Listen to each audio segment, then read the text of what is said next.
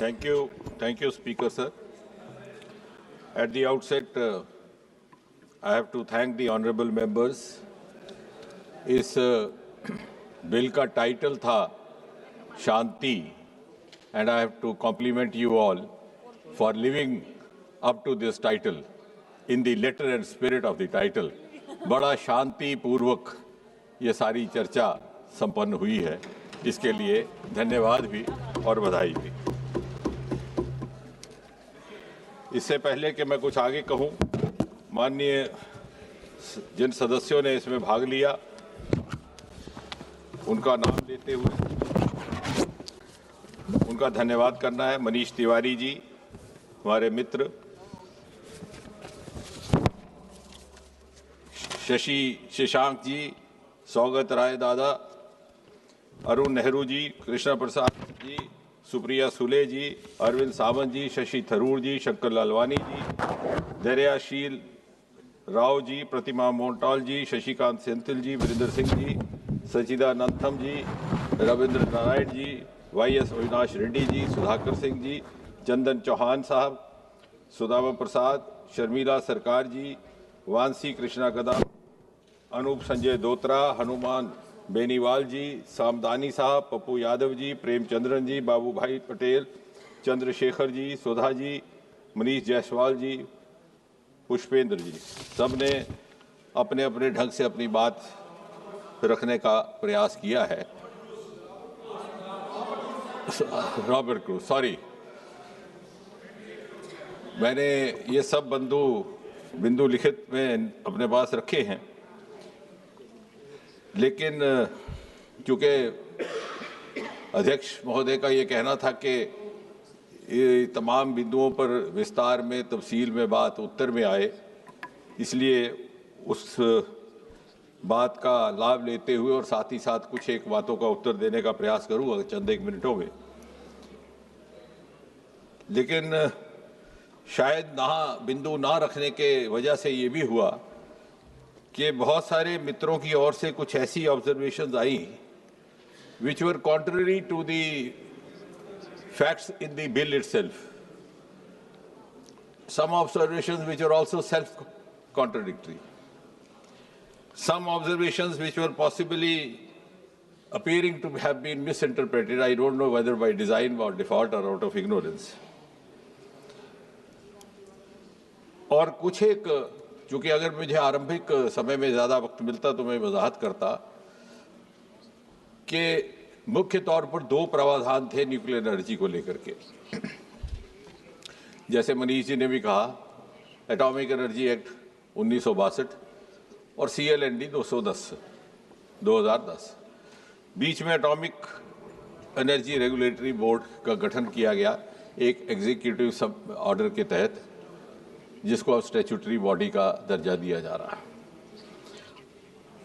अब इस नए प्रावधान को लाते हुए नई व्यवस्थाओं को स्थापित करने के बजाय या उनमें परिवर्तन करने के बजाय ये मुनासिब समझा गया कि एक कॉम्प्रिहेंसिव नया बिल लाया जाए, जिसमें इन सभी प्रावधानों की भी जगह रहे और जो समय के अनुसार जो ज़रूरतें हैं उसके मुताबिक उनको एड्रेस भी किया जाए।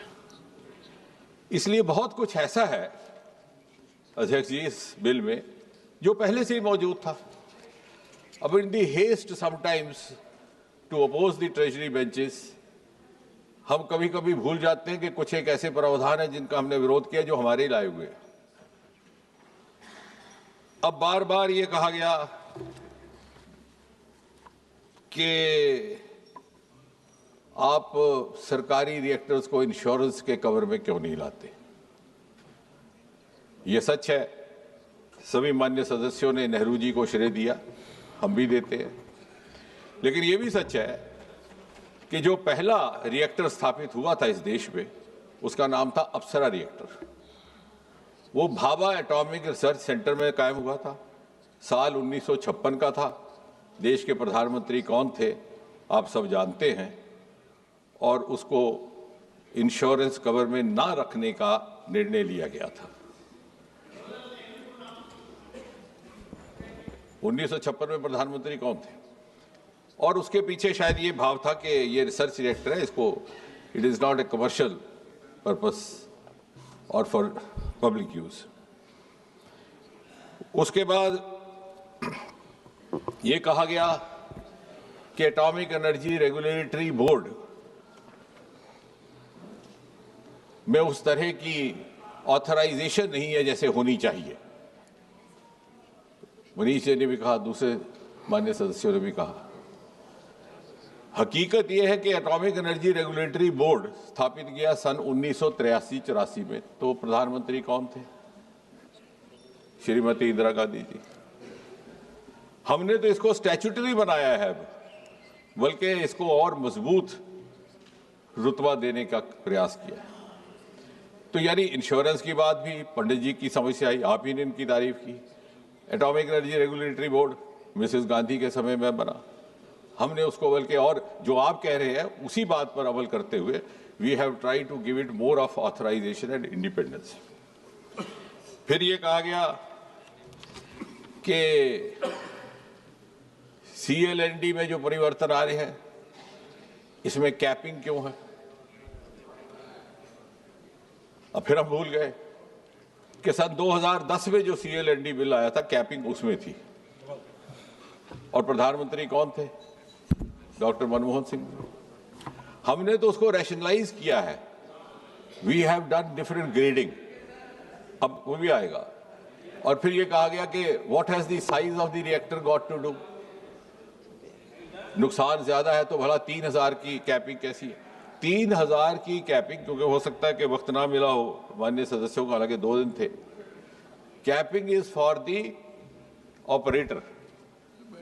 अगर 1000 करोड़ का भी नुकसान हुआ है तो उसकी भरपाई पूरी की पूरी मिल जाएगी, because the next stage will be nuclear liability fund, जो सरकार की तरफ से होगा।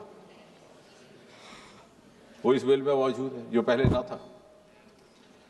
फिर उसके बाद, since we are also signatories to the CSC, which is the Convention of Supplementary Compensation, further compensation would be available through that source. अब ये कहा गया, क्योंकि उसके बाद मैं फिर ठोस बिल पर भी आता हूं, कि जब आपने लायबिलिटीज में संशोधन किया है सेक्शन 17 CLND, तो आपने A, B और C में ये माना कि B हमने हटा दिया। B था कि सप्लायर को भी लायबिलिटी बेयर करनी पड़ेगी, वो हटा दिया। लेकिन माननीय सदस्यों ने बार बार ये कहा कि ये C वाली बात रखने की क्या औचित्य है, कि C यानी the negligence of individual will also be liable for penalty. हम फिर भूल गए, ये तो हम ही ने लाया था सन 2010 में। CLND जो 2010 में पारित किया गया, उसमें सेक्शन 17 A, B और C थी। हम सिर्फ B को रिपील कर रहे हैं, जिसमें के सप्लायर्स को उससे बाहर रखा गया। वो अब आगे बात करेंगे, लेकिन पहले मैं वो बता रहा हूं कि जहां जहां where you have missed reading your own document. शुरू में मैंने कोशिश कर रहा हूं कि वो बातें कि जो हमारे ही बिलों के द्वारा लाई हुई है सन 1962 में, सन 2010 में, और बाकी जहां तक हमारे कमर्शियल रिएक्टर्स हैं, NPCIL पूरी तरह से इंश्योर्ड है, इंश्योरेंस पूल है through GIC under the ministry of finance या मिनिस्ट्री ऑफ फाइनेंस के सौजन्य से काम करता है। तो ये भी कहना दुरुस्त ना होगा कि इंश्योरेंस का कोई प्रावधान नहीं है। अब बात आती है कि साहब सरकार को प्राइवेट की क्या जरूरत पड़ गई, सरकार खुद क्यों नहीं कर पा रही।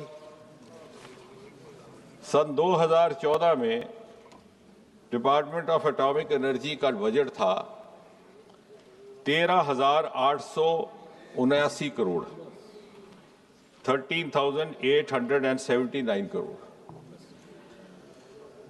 आज इस बजट में atomic, and the figures are available on the website, the figure is 37,483 crore almost 170% increase in the last 10 years.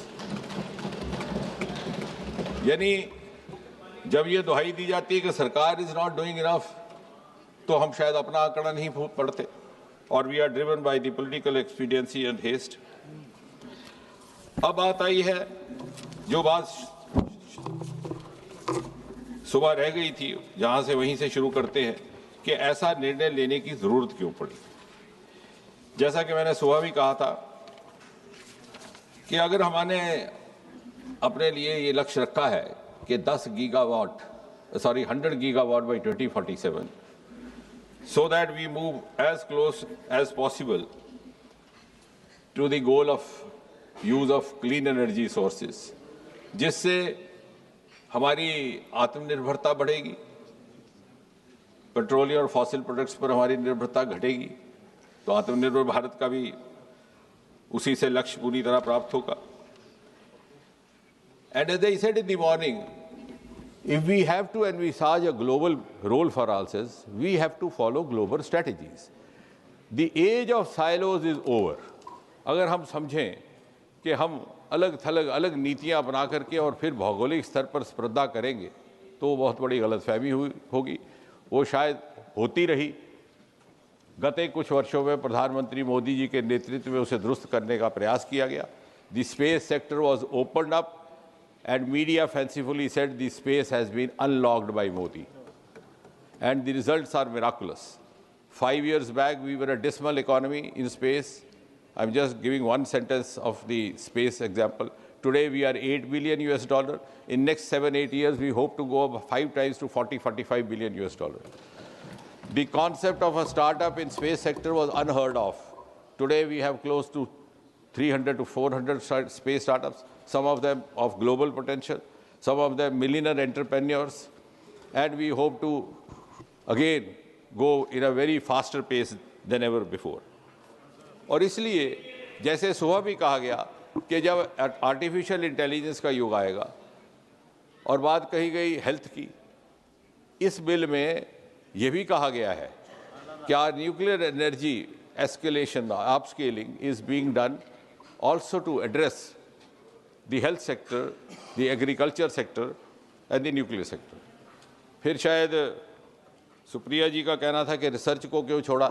ऐसा नहीं है सुप्रिया जी, इस बिल में प्रावधान है, I'll just give you the section also, where we have opened up the research to the private sector, which is of course in acknowledgement of the fact that we have several private sector institutes which are doing excellent research in several science domains. So why not get their benefit even in the atomic energy sector?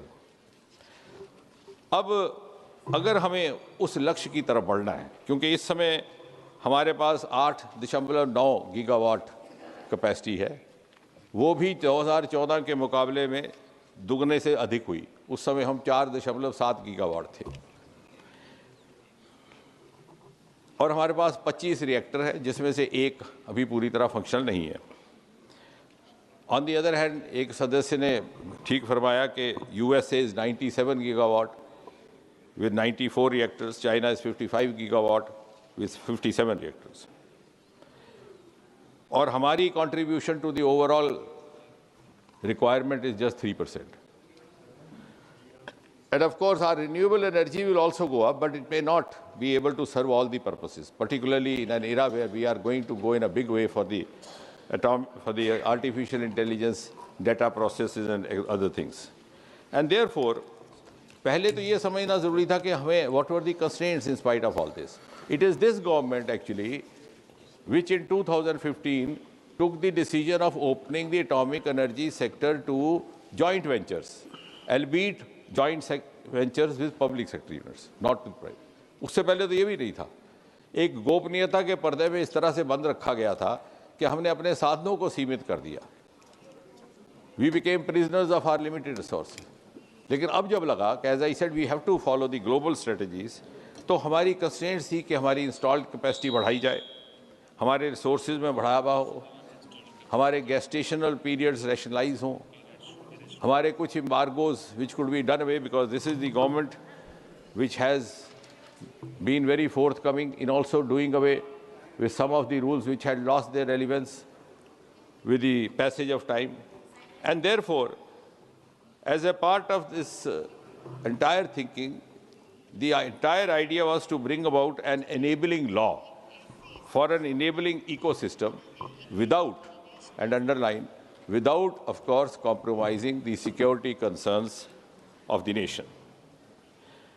और इसलिए इन दोनों बिलों को और regulatory board के प्रावधान को ध्यान में रखते हुए 1 साल तक बड़ी गंभीर मंथन भी हुआ, चिंतन भी हुआ. There were series of meetings at different levels, interministerial level, intersecretary level, with the scientific experts, with the industrial leaders, industry leaders, with stakeholders. We try to understand their concerns, their requirements.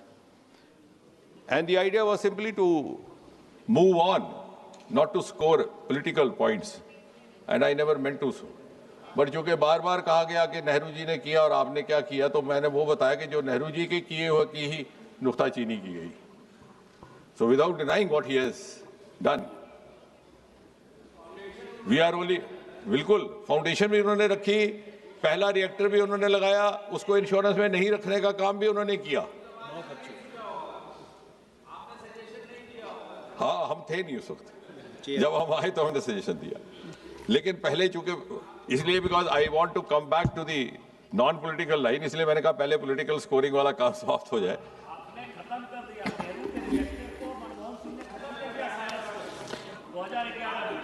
अब इसमें इस bill में 10 chapters हैं, उसमें मैं सब के titles में नहीं जाऊंगा, लेकिन जो चैप्टर 1 है उसमें न्यूक्लियर डैमेज को, जैसे किसी माननीय सदस्य ने कहा कि एनवायरनमेंट का क्या हुआ, for the first time the bill actually finds a mention of the environmental damage and the economic losses as a part of the overall damage definition.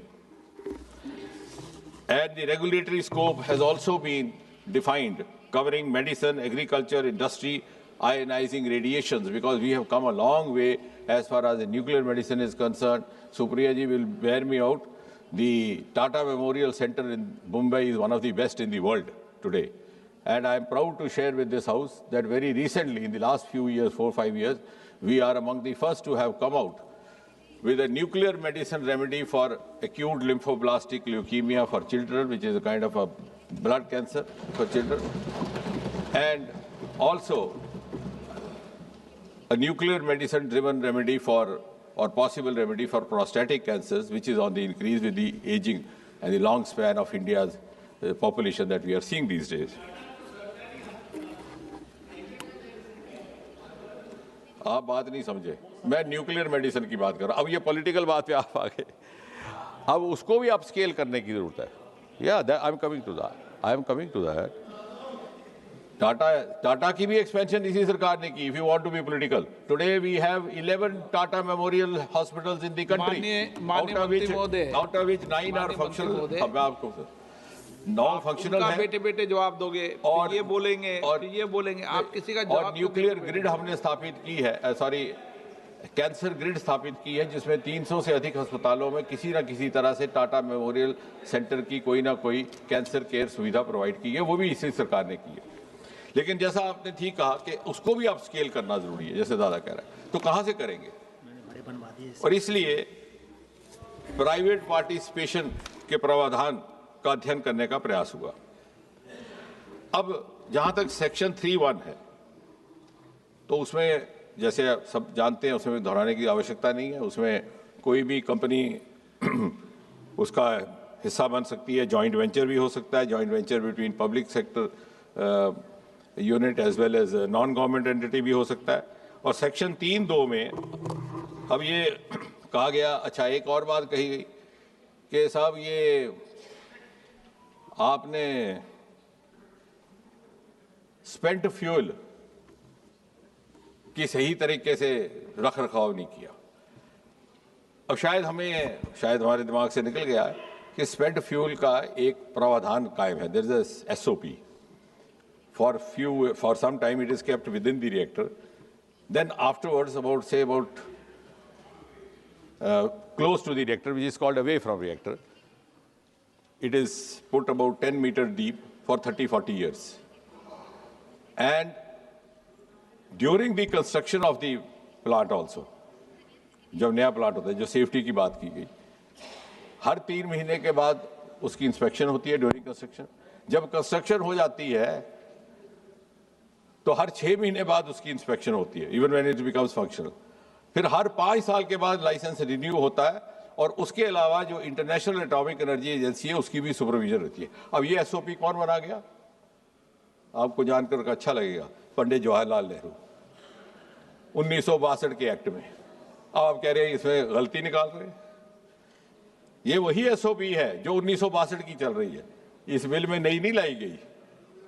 In your haste possibly to oppose the bill, आपने इसको किया। The same safety measures are in place which were there in the Atomic Energy Act of 1962 under the then Prime Minister. अब कुछ safeguards रखे गए हैं, ये भी कहा गया कि security concerns नहीं है। ऑपरेशन के लिए इजाजत होगी प्राइवेट पार्टिसिपेशन की भी, फैब्रिकेशन ऑफ न्यूक्लियर फ्यूल की भी होगी, ट्रांसपोर्टेशन के लिए, इंपोर्ट एक्सपोर्ट के लिए। लेकिन जिन बातों के लिए सेक्शन आपका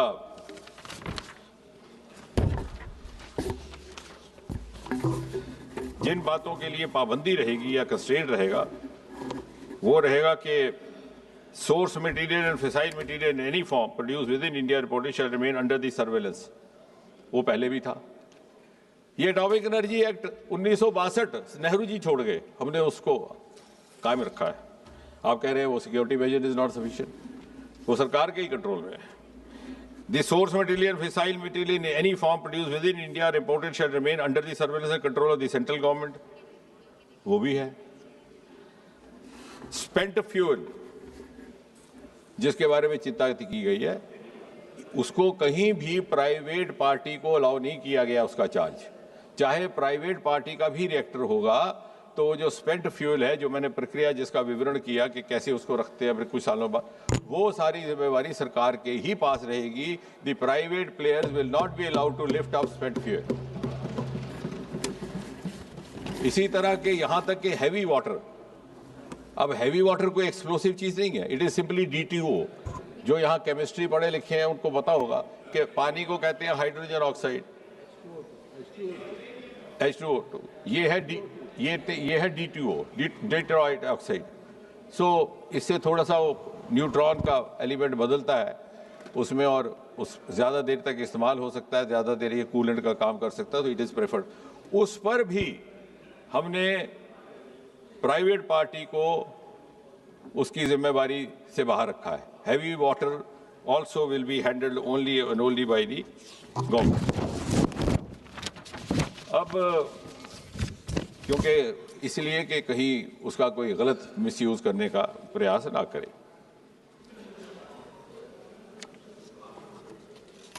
सेक्शन 9 है of the bill allows for a person to carry out research, development, design and innovation. It is there. And section 7 of chapter 2, grant of license for central government, rejection for security safety reasons, same security reasons which were there in the 1962 bill brought by the then government. You're not changing it. So I don't know why it is being objected to, because it has been lost sight that it is their bill. We have just added on or made some suitable provisions which are relevant to the contemporary times. Yes, financial, technical, management and other organization committees also will be there. Then the chapter 2, sector 4 also refers to chapter 2, section 4 refers to the medicine, industry, agriculture uses. So we have rather put it on record that this, I think India has created a model of the use of atomic energy for the purpose of creating ease of living in different sectors, for infrastructure use, for in food industry, in health. That's why in the morning we said, now the moment has arrived to vindicate what Homi Baba declared to the world. our nuclear program dedicated to peaceful purposes. In Chapter 3 of Section 10, the duties of the licensee have been very clearly defined. जो आप कहते हैं कि वो भी शंका के दायरे में है. Number 1, he will operate strictly as per the guidelines laid down in the 1962 bill of the then government. वो तो आपको मंजूर होना चाहिए अगर रह गया था. Must comply with the regulatory documents, maintain accounts, inspection reports, etc. ये पहले भी लागू होते थे, लेकिन सरकारी दायरे में रिएक्टर स्थापित किया जाता. फर्क सिर्फ इतना है, अब प्राइवेट दायरे में हो रहा है. रेगुलेशंस वही हैं, सिक्योरिटी कंसर्न्स वही हैं जो 1962 में नेहरू जी छोड़ गए थे. Number 3, must maintain financial security for decommissioning, waste disposal, compensation of non-nuclear. अब आया liability of nuclear damage. Liability of nuclear damage in installation or transport. वो तो अब नेहरू जी बता सकते हैं.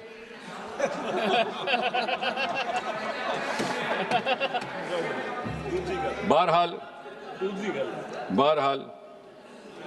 liability of nuclear damage in installation or in transport.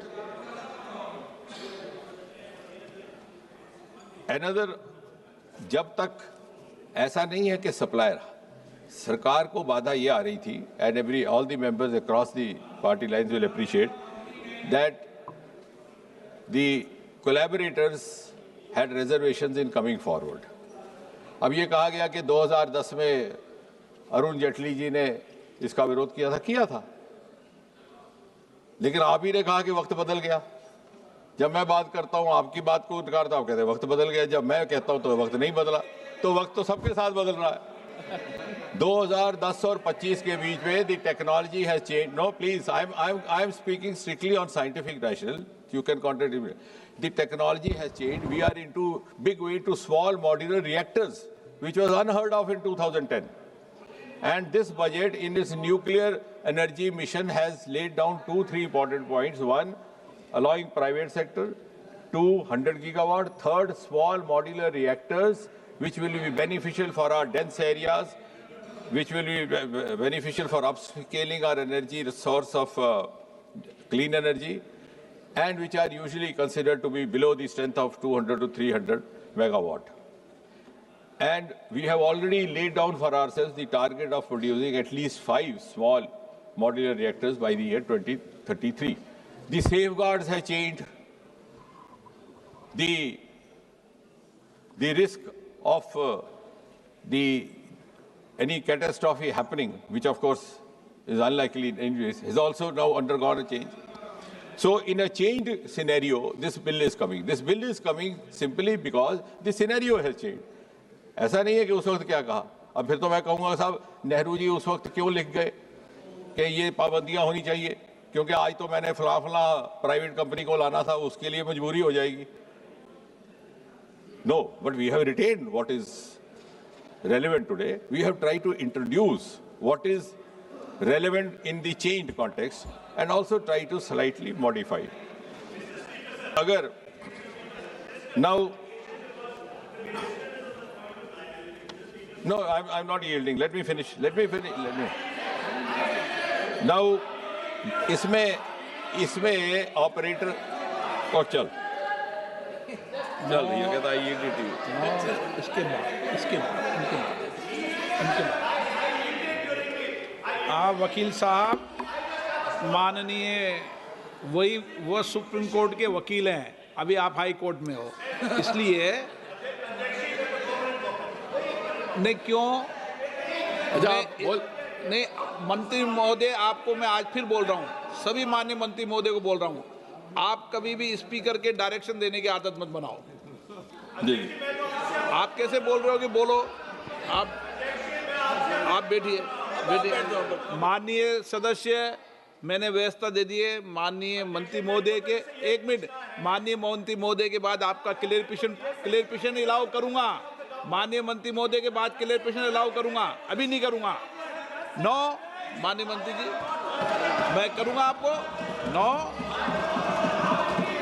मैं allow करूंगा, मैंने कह दिया.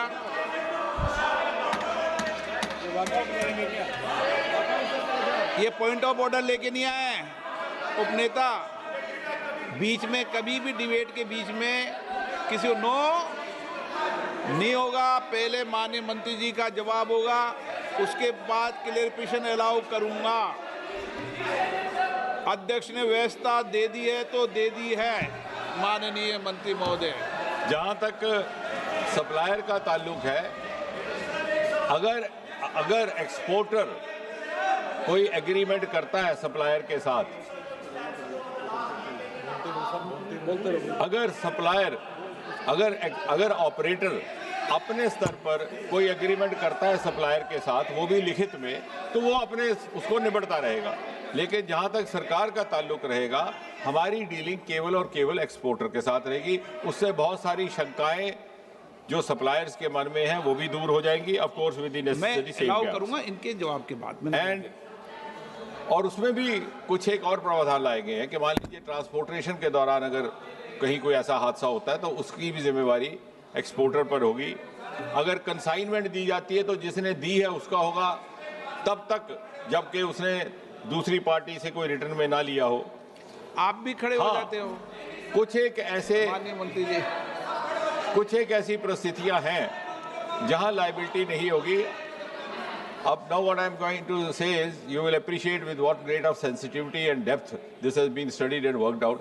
We have exempted operator also from liability under certain conditions where he would not be obviously responsible. Like for example, suppose a natural calamity happens, भूचाल आया, इमारत उड़ गई, तो we will not expect him. We have been fair to each stakeholder. So this is actually a stakeholder friendly bill with all the security concerns very much in place as they were earlier, sometimes even more stringent, from the very fact that Atomic Energy Regulatory Board, which was formed during Mrs. Indira Gandhi's time, was formed by simply an executive order. We are today giving it a statutory stature by including it in this act. दूसरा, अगर कहीं installation या उसकी property की site पर कोई नुकसान होता है तो उसकी भी जिम्मेवारी उस पर नहीं होगी। अब ये CL&D का इन्होंने कहा कि साहब आपने कैपिंग कर दी 3000 करोड़, बिल्कुल ठीक कहा आपने कि 3000 करोड़ थोड़ी हो सकती है भी नहीं, because this bill has been only half read by some of the friends. 3000 crore नहीं है, वी हैव रैशनलाइज्ड इट। पहले क्या था सर, फ्लैट रेट था 15,000, अब हमने रैशनलाइज किया कि स्मॉल मॉड्यूलर रिएक्टर्स आए हैं, we don't want to discourage them. For example, अगर कोई 150 मेगावाट का लगाता है तो उसकी लायबिलिटी रहेगी 300 करोड़, अगर कोई 750 लगाता है तो 150। So we are giving different levels so that we also don't discourage the small investor. अब कोई छोटा रिएक्टर लगाना चाहता है उसके ऊपर देना, लेकिन अगर डैमेज, अगर ये आप बात ध्यान से सुने, अगर डैमेज 3000 से ज़्यादा होता है, 3000 करोड़ से ज़्यादा होता है, तो जिसका डैमेज हुआ है उसकी भरपाई पूरी होगी। Yes, only the exporter will be liable to pay that much, because that may be beyond his, the operator will be liable to pay that much because that may be beyond his capacity. Then the government is putting in place what is going to be called as a nuclear liability fund, which would be, pooled through tariffs, etc. And of course, when the rules are framed, we will also work out that in detail. The government will compensate for that. And once that also crosses certain margin, which is drawn by special drawing rights, as was mentioned by Manish ji.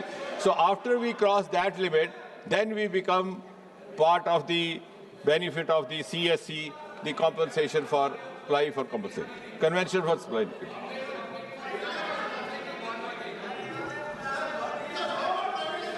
वो तो आप कल कहेंगे कि insurance वाला भी public का ही भरपाई दे रहा है। वो आप इंश्योरेंस का पैसा ले लेते हैं दूसरे के टैक्स में से, है वो ठीक है आपके लिए।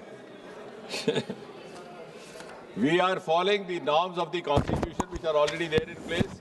We are not violating any of the existing norms of the Constitution. हम सिर्फ संविधान हाथ में उठा करके नहीं चलते, हम उस पर अमल करते। अब मैं थोड़ा ही समय और लूंगा sir.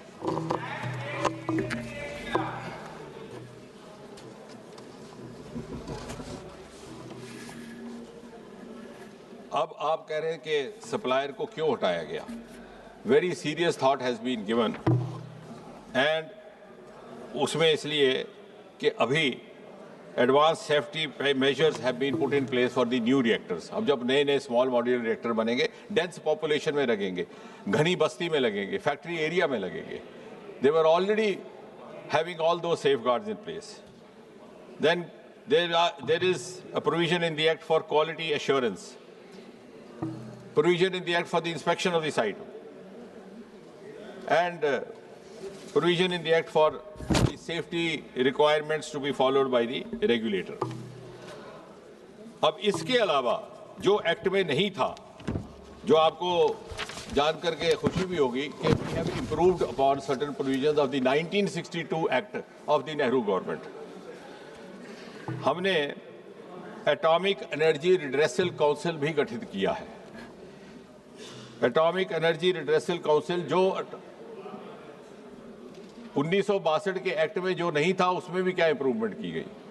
Atomic energy redressal council will be for redressal of some of the disputes without having to go to the court and go through all that hardship. And अभी किसी ने आपत्ति की कि साहब ये क्लेम कमीशन कहाँ से आ गया, क्लेम कमीशन कहाँ से आ गया, ये कौन होता है claim. Some of the members were raising question. ये पीछे से आया है, कांग्रेस की सरकार से आया है। और उसके बाद CLND में वहां भी क्लेम कमिश्नर था, और ये था कि क्लेम कमीशन जो है उसके मेंबर्स रहेंगे चेयरपर्सन, जब, लेकिन वो तब है जब कोई हादसा हो। आमतौर से इसकी संभावना बहुत कम है और शायद हो भी ना। पहले आपने जो एटॉमिक एनर्जी का एक्ट लाया सन 1962 में नेहरू सरकार ने, उसमें सेक्शन 70 और 71 अब इसमें ऐड किए गए। Earlier all the offences were treated as criminal offences,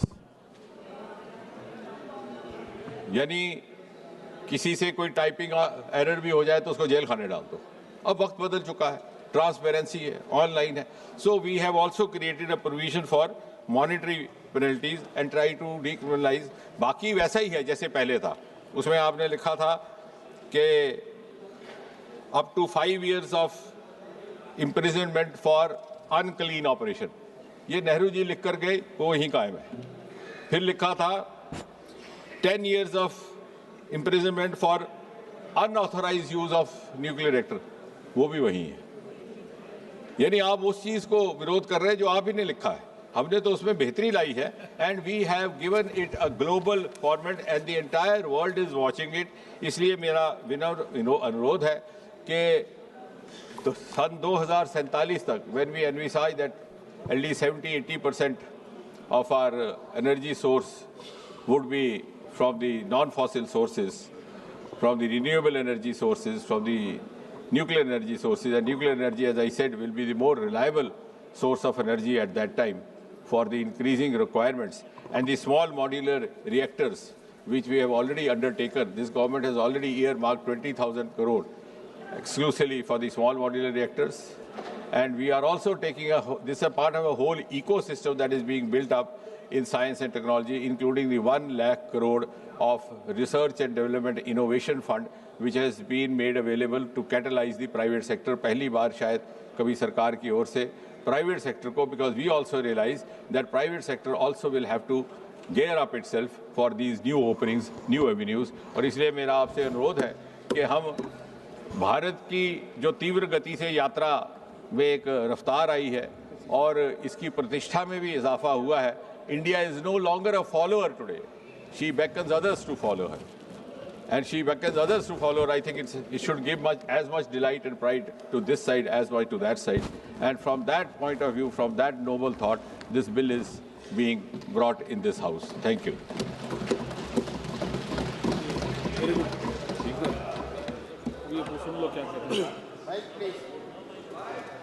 सबसे पहले तो मैं आपके माध्यम से मंत्री जी का धन्यवाद करना चाहता हूं कि इन्होंने पंडित जवाहरलाल नेहरू को श्रेय दिया. शायद पिछले 11 वर्ष में पहली बार ये हुआ है तो ये बधाई के बात है। मेरी सिर्फ दो छोटे स्पष्टीकरण। I just have two small clarifications.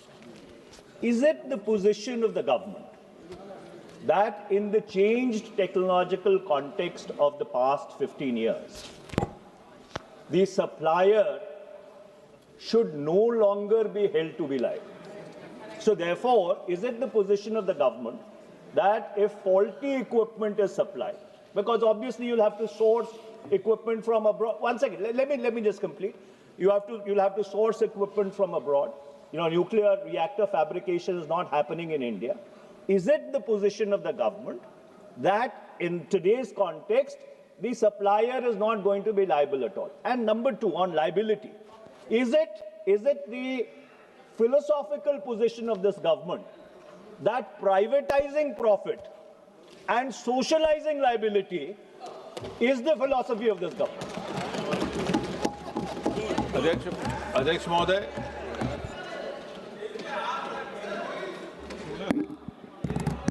अध्यक्ष जी, 2008 में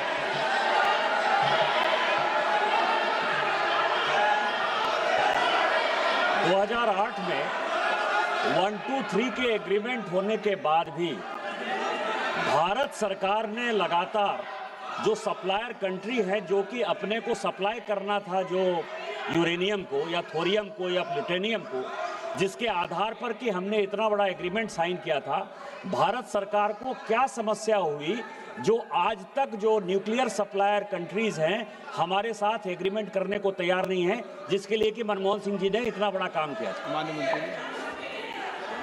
थैंक यू। मनीष पूछ नहीं सकते क्या?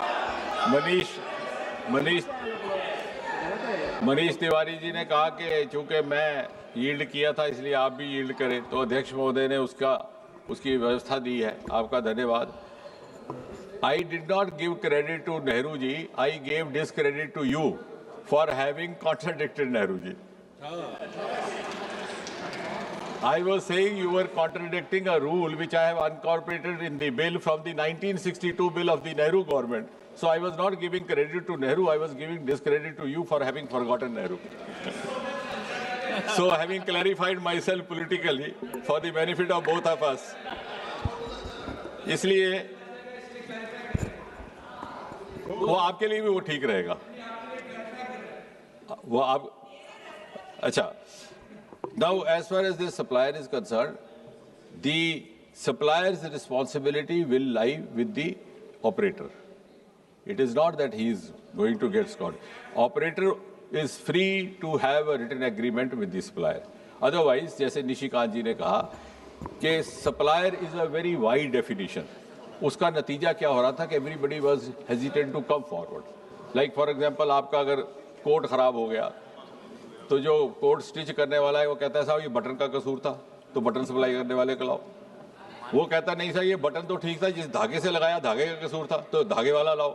So this became an unending chain, resulting in a kind of a silent phobia among all the suppliers. And as rightly mentioned by Nishikant ji, in last 10 decades we lost out on collaborations.